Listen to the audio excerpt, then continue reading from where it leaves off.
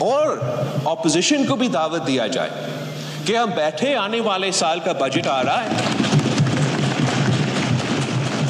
ہم جو دوست اس طرف بیٹھے ہیں ہم سے بھی حکومت کو بات کرنا پڑے گا، اور جو دوست اس طرف بیٹھے ہیں ان سے بھی بات کرنا پڑے گا. اور اگر ہم مل کے اس ایک ایشو پہ ایک ایسا کنسنسس بنائیں کہ ہم نہ صرف اپنے عوام کو یہ پیغام بھیجیں،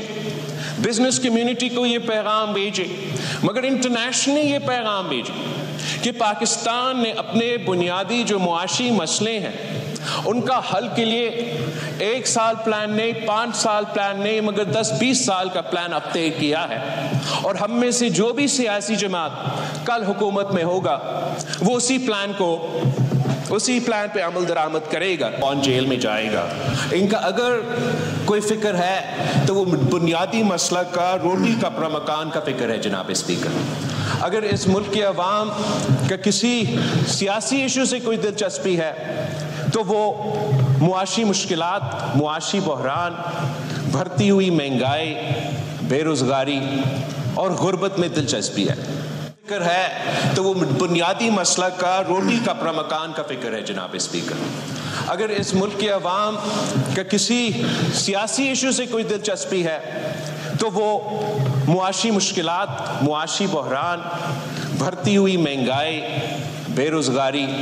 اور غربت میں دلچسپی ہے. اور وہ جب سیاست کی طرف دیکھتے ہیں، عوام کی طرف دیکھتے ہیں،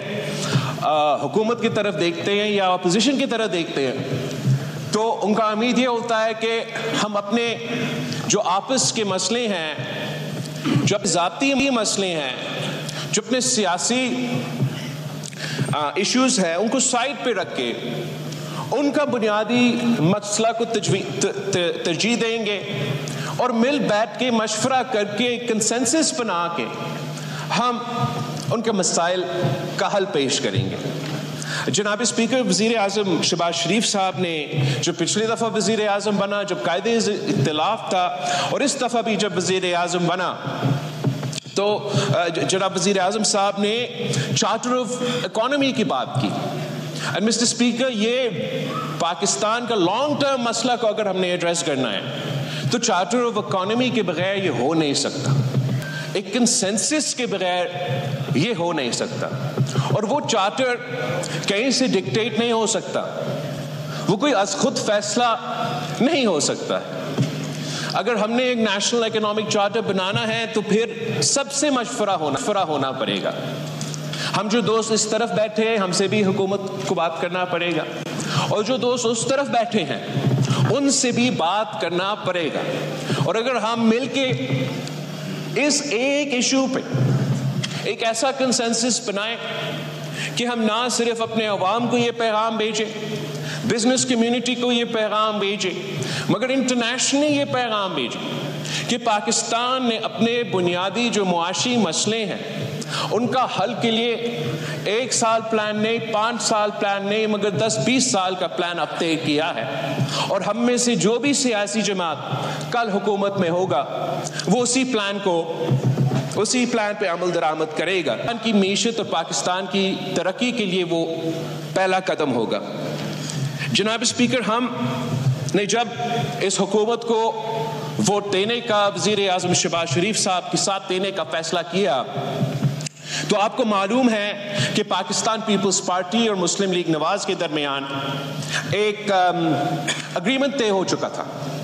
اور اس اگریمنٹ کے تحت ہم نے جو آنے والے بجٹ تھا، جو آپ کا پی ایس ٹی پی چاروں صوبوں کے تھا، ہم سے مل بیٹھ کے آپ کو وہ بنانا چاہیے تھا. اور افسوس کے ساتھ ہم نے اس شرط پہ عمل بھی نہیں کیا. اور ہم سمجھتے ہیں، پاکستان پیپلز پارٹی کے میرے اپنے ممبران سمجھ رہے تھے کہ اگر ہم اس حصہ میں شامل ہوتے تو ہم مثبت طریقے سے آپ کا اس عمل پہ کنٹریبیوٹ کر سکتے. اور شاید اگر ہم مل بیٹھتے تو اس کے نتیجے میں کوئی بہتر ایک رزلٹ نکلتا، اور جو بھی سیاسی کنسنسس سے بات بنتا ہے اس میں زیادہ طاقت ہوتی. لیکن صرف ہم سے یہ بات چیت نہیں ہونا چاہیے تھا. جناب اسپیکر، میرا تجویز وزیر اعظم صاحب اور وزیر خزانہ کے لیے یہ ہوگا کہ चार्टर ऑफ द इकोनॉमी अपनी जगह, हमारा बजट बनने से पहले, हमारा PSDP बनने से पहले आपके एलाइज के साथ भी, आपके अपने मेंबर्स के साथ भी और ऑपोजिशन को भी दावत दिया जाए